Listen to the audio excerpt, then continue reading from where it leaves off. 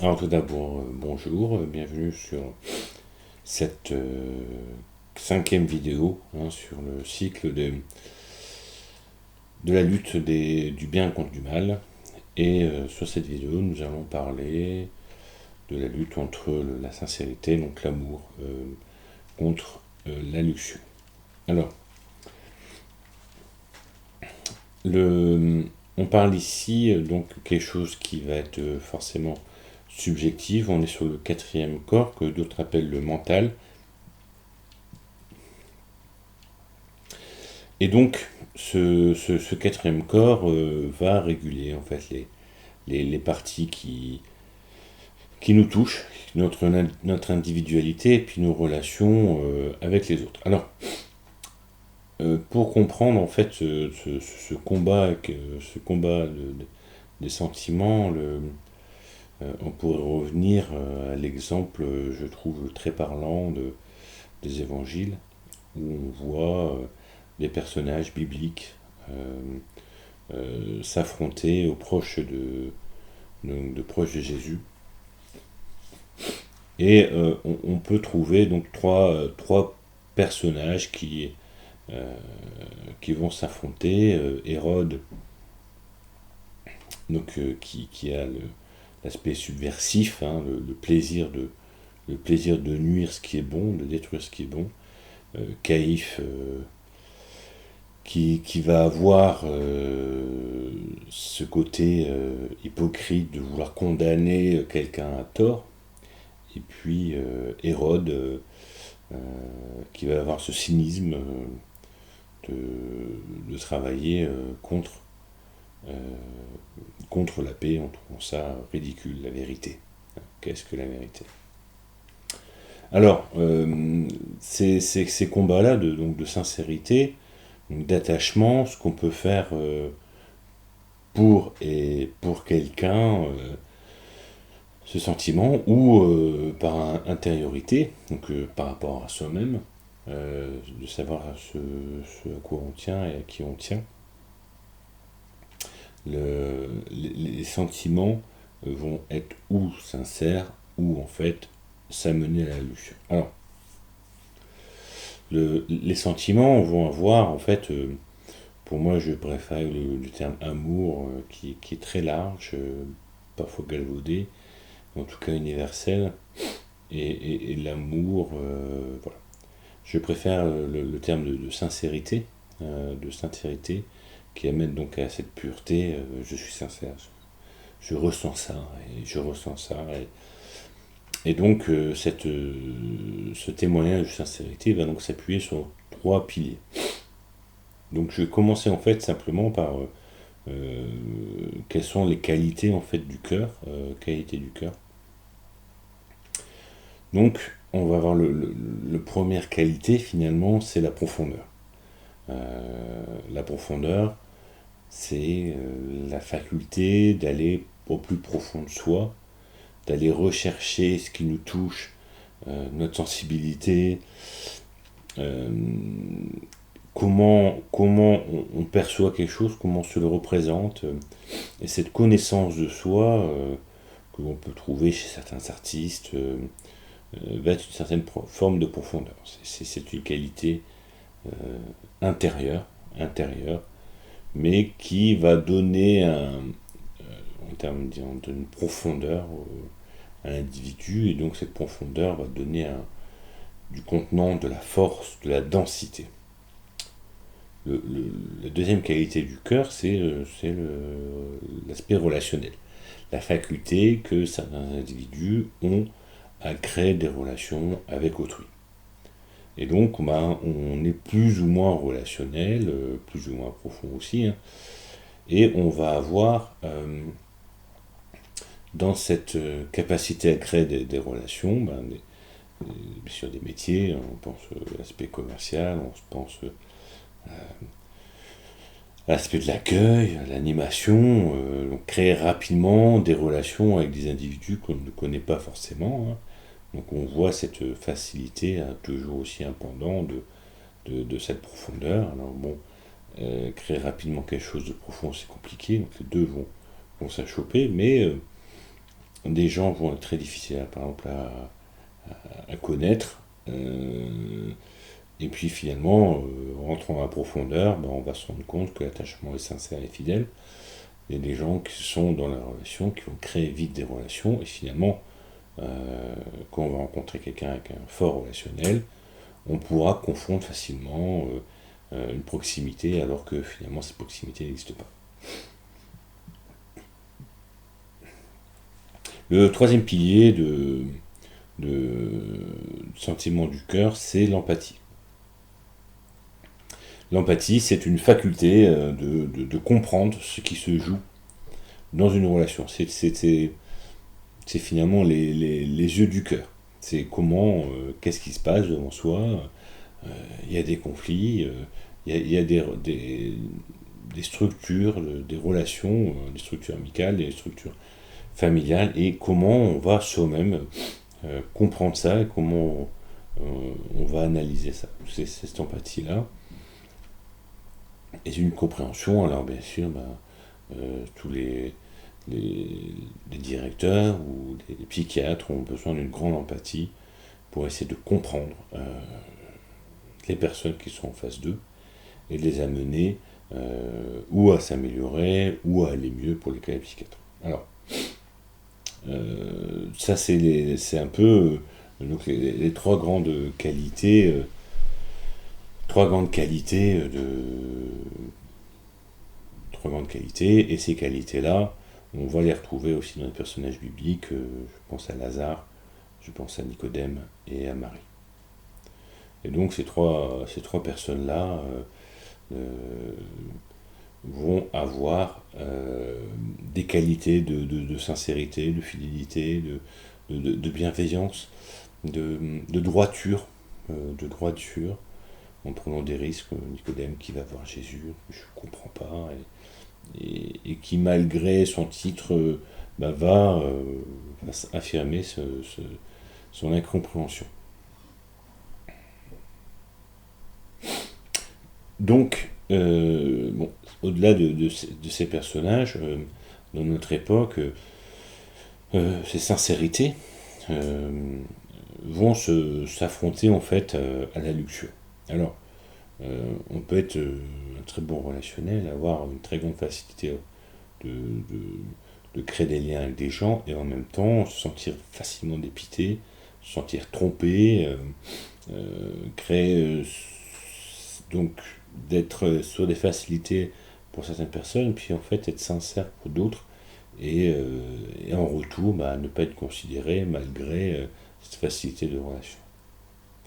Alors la luxure, tant que la sincérité va unifier en fait, unifier ce qu'on ressent, unifier le nous de la relation, unifier le nous du groupe, hein, même si c'est de façon empathique, à la luxure qui va partitionner. Alors la luxure va partitionner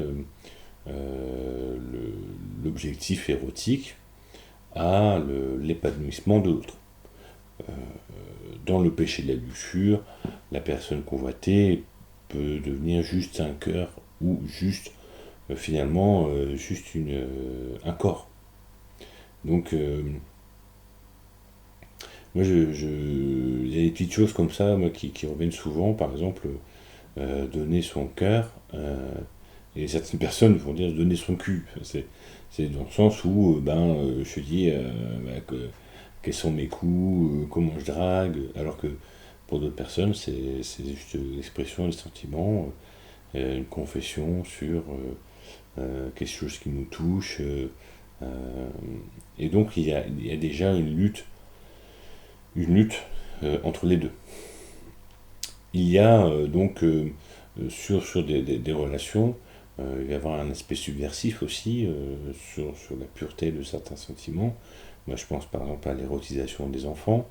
Bien sûr, bon, il y a la question des pervers, bien sûr, c'est une chose.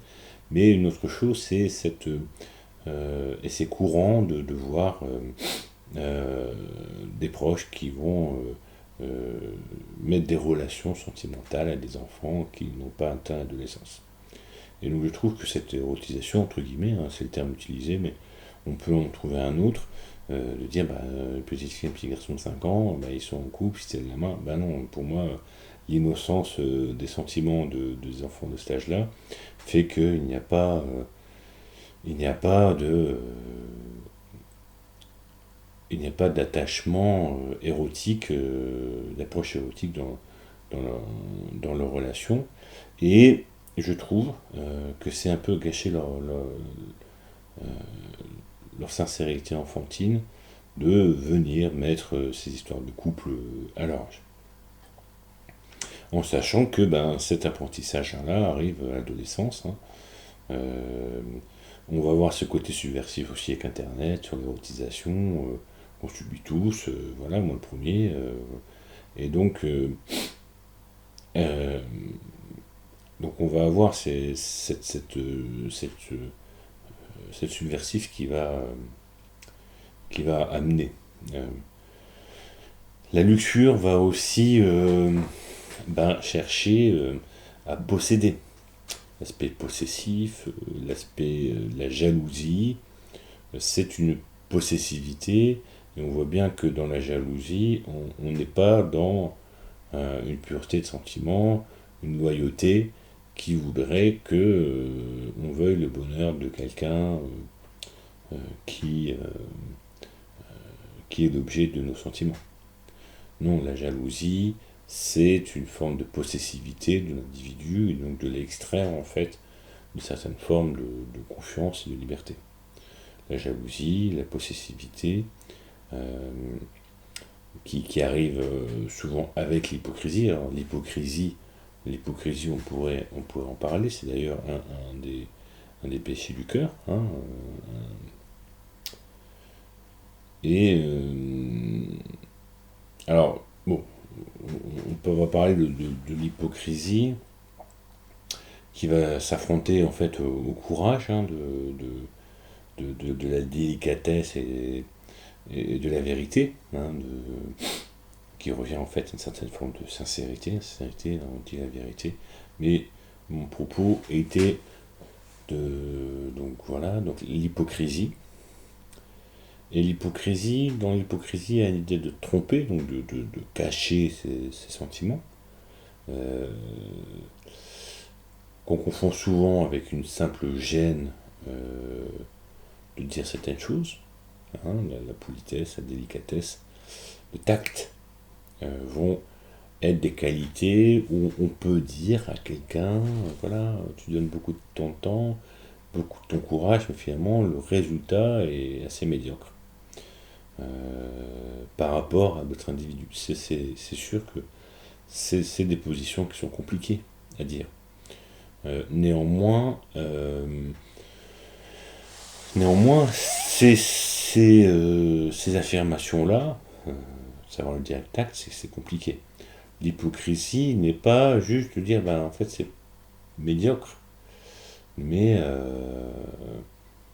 mais en fait, c'est d'arriver sur un propos où quelqu'un va dire, il pense bien travailler, mais en fait, on dit entre nous quand il n'est pas là qu'il travaille mal, on se moque de lui, et cette moquerie a une incidence sur sa carrière ou une incidence sur ses relations amicales. Et donc, c'est ça que l'hypocrisie, il y a une forme de destruction, on va la voir. Là où par exemple, quand quelqu'un va pas être d'accord avec vous, mais qui est loyal, euh, la personne va vous laisser en fait sur une faim. Mais voilà, moi dans cette situation-là, où j'aurais été à ta place, j'aurais fait ça. Et même si on ne reçoit pas ça comme un privilège, on prend par exemple quand on a des gens qui ont des grands avantages, la beauté, la richesse, à ta place, moi j'aurais fait ça. Si quelqu'un est loyal, quand on reçoit ça, on peut mal le prendre forcément, mais quand on va y réfléchir, on va dire, mais lui, il aurait apprécié faire ça. Et quelque part, il y a quelque chose qui va rester, on va se dire, oui, mais effectivement, si je veux lui faire plaisir, ou peut-être que c'est une bonne idée, ou il n'a pas compris finalement ce que moi je voulais dire, là où un conflit ou une remarque masquerait finalement l'optique. Donc ça c'est la question de la loyauté. La fidélité va souvent, alors la loyauté et la fidélité, euh, pour moi, sont dans un même mouvement, dans la statique et dynamique. Néanmoins, la fidélité, c'est la faculté, je pense, quand on est fidèle à quelqu'un, c'est de revenir à la volonté de la personne. Et donc, une fois qu'on revient là-dessus, euh, l'objectif, c'est de pouvoir avancer euh, vers ce que la personne a entendu. Alors, il y a une loyauté, bien sûr, il y a des différences, notamment sur la discipline. On peut être fidèle à quelqu'un de façon disciplinée et ne pas être dans la loyauté. Voilà, on prend l'apprenti et le maître, ben oui, l'apprenti, puis son maître, l'apprenti peut-être il fait des choses, je n'aurais pas imaginé ça comme ça. Mais le maître sait pertinemment qu'il n'y a pas cette profondeur chez l'apprenti pour évaluer et estimer correctement l'action qui est en cause, le travail qui est en cause. Peut-être même des fois, moi ça m'est arrivé en tant que professeur, de montrer différentes techniques, avec une technique simple, une technique un peu plus compliquée, une technique encore plus compliquée, pour que la personne, selon les cas, puisse utiliser l'une ou l'autre technique. Bien sûr, j'aurais pu passer tout de suite à l'outil numérique, en disant, voilà, tu peux directement, mais si il y a des outils plus simples qui vont peut-être plus rapides, qui suffisent pour certains problèmes. Je pense notamment aux tables de valeur. Donc on peut faire une table de valeur calculée soi-même, on peut le faire juste avec le calcul numérique, et puis on peut le faire avec table de valeur, la partie table de valeur. Donc là-dessus, j'essaie d'enseigner les trois parties en même temps. Donc voilà, et puis dans la luxure, je reste toujours aussi dans cette idée que en fait on se punit soi-même en fait en faisant du mal, en péchant. Et donc la luxure, c'est pour moi le piège des pervers, c'est de s'inscrire juste dans la répétition de quelque chose. C'est-à-dire qu'il y a une partition, il y a une partition une focalisation, une concentration de la jouissance sur un aspect, et cet aspect va être séparé, par exemple, on va dire, de l'expression du plaisir de l'autre. Par exemple, on va arriver sur des perversions, où des gens prennent plaisir, alors que la personne qui leur donne ce plaisir-là n'en prend pas. Et donc là, la partition de la luxure, elle fait abstraction du plaisir de l'individu en face de soi par rapport à son propre plaisir. Et puis c'est un boucle. Plus la personne qui est dans cette déviance va s'accourbouter dans cette déviance, plus elle va être sourde au ressenti de la personne en face, plus en fait ça va s'aggraver. Là où, dans la fidélité, dans la sincérité d'une relation, il y a peut-être des humeurs, il y a peut-être des j'ai envie maintenant, j'ai pas envie à un moment donné, je veux que ça se passe comme ça. Il va peut-être y avoir des paroles, il va peut-être y avoir des formes que l'on n'attend pas. Il peut y avoir des périodes. On fait ça pendant cette période-là, puis ça dans cette période-là, ça pendant cette période-là.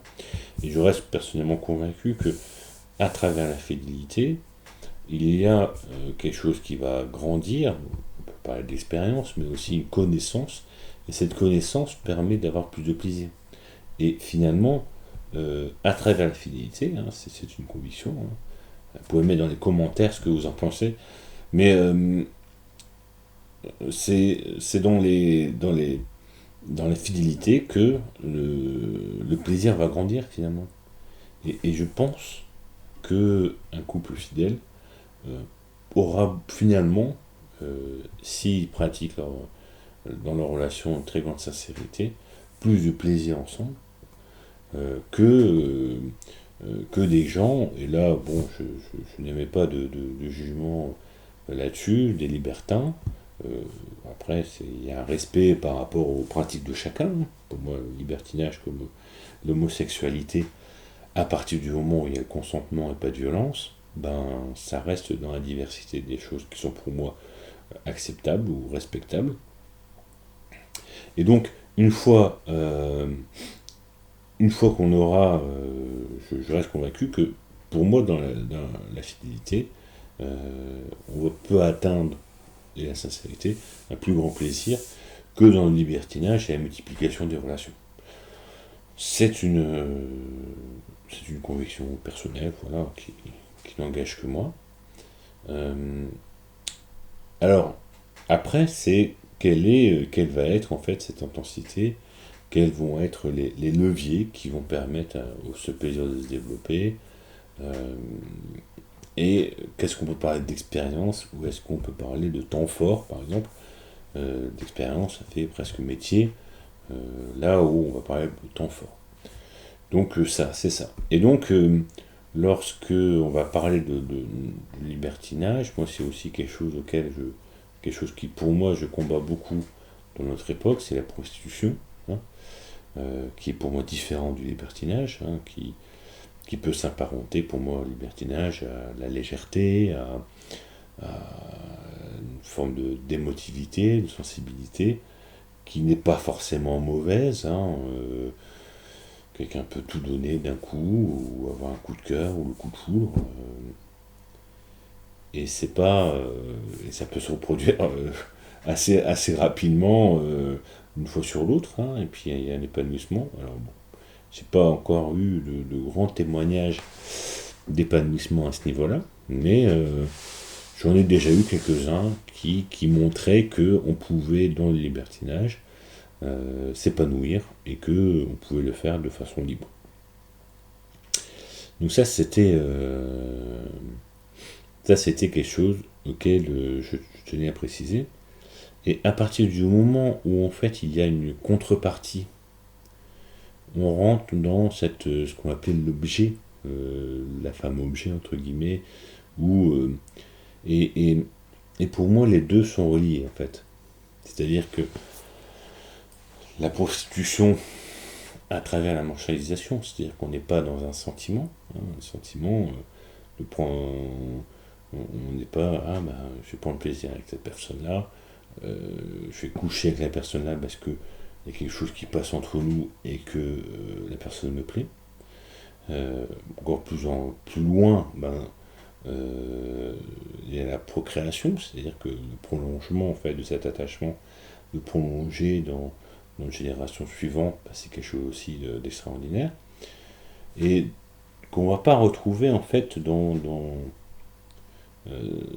dans la prostitution où ben, finalement le commerce faisant, ben, l'attirance n'y est pas, l'attachement peut être désastreux dans un sens comme dans l'autre, euh, et finalement on vient à travers la prostitution qui est pour moi attachée à la luxure, bah, tuer finalement ce qui devrait être une forme de création de sentiments.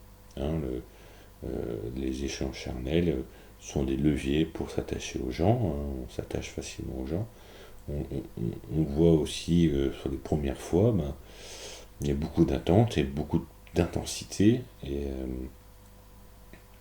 cette intensité, normalement, doit être de plus en plus grande. Et c'est malheureux, en fait, de voir des personnes qui témoignent que, ben, au fur et à mesure, l'attachement, l'intensité est plus faible et qu'il y a une grande déception à ce niveau. Alors, pour reprendre en fait les trois les trois grands combats entre le bien et le mal, hein, au niveau des sentiments, eh ben, on va avoir la question de la pureté, hein, des gens qui veulent être purs, veulent avoir des amis sur qui compter, pour qui leur relation, même leur relation de travail, leur relation professionnelle ou leur relation familiale, doivent être sincères et solides, contre des personnes qui finalement s'amusent à pourrir les autres, s'amusent à salir les autres, et on tient une certaine forme de jalousie, on parle de mauvaise langue par exemple, et donc là il y a un combat finalement, parce qu'une mauvaise langue ne s'attache pas en fait à la pureté des autres, au contraire c'est une forme de faiblesse de leur point de vue. Voilà. Alors bon, je préfère la fidélité, la solidité de l'amitié au sarcasme des mauvaises langues. Mais bon, voilà. Ça c'est le premier point d'achoppement. Après, il va y avoir l'aspect de la possessivité, c'est-à-dire d'aller de plus en plus ensemble, de plus en plus donc de grandir cette exigence d'être droit dans ses bottes, d'aller de l'avant avec soi, et de l'autre cet aspect de manipuler, manichéen,